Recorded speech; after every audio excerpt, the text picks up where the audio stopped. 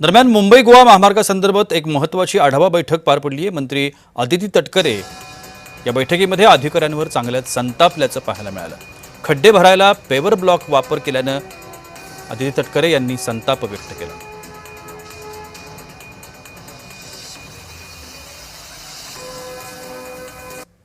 तर दरवेळेला जिथं रस्त्याची दुरवस्था झालेली असते तिथं मधल्या कालावधीमध्ये नागोठण्याच्या परिसरामध्ये पेपर ब्लॉकचा वापर करण्यात आला होता।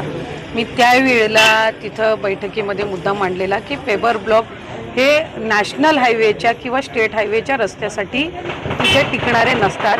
त्याचं कारण असं की तिथं जाणारी वाहतूक पेपर ब्लॉक आपण अंतर्गत गावामध्ये लावत नसतो, तिथं पायी लोक जात असतात, टू व्हीलर जात असतात, पण जिथं हेवी व्हेकल हेवी वाहतूक असते, अवजड वाहतूक असते, तिथं पेपर ब्लॉक हे टिकू शकत नाही।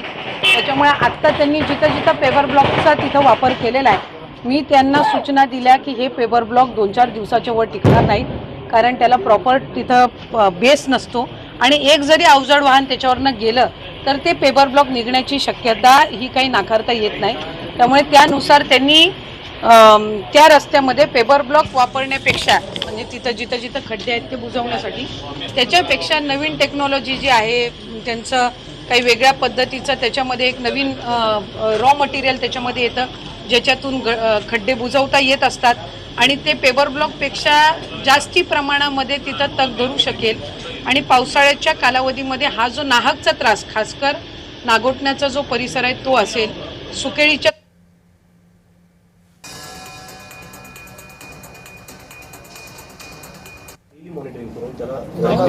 मी खरं सांगू, मीच आता ते तर आहे, आम्हीच 10 वर्षापासून हे ऐकतो आणि हे असले पेपर टाकून ठेवायचे ते इतके अनिवन असतात, रोज ते निघत राहतात। नागोठणा पीएससीच्या दोन्ही बाजूला असेच पेवर आताच या वेळेला तर खरं पाऊस हे कालच बनवलंय कुठे हे राहत नाही, हे राहतही नाही।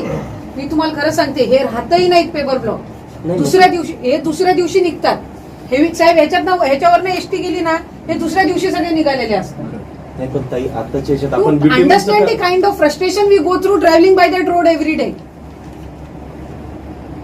सर आता डांबरीकरण करू शकत नाही आणि जर कॉन्क्रीटीकरण घेतलं तर इट विल टेक 2 to 3 बायपासमुळे झालेला आहे ना, तर पुढचे 30% पण यांनीच यांच्या डीपीआर मध्ये समावेश केले पाहिजे।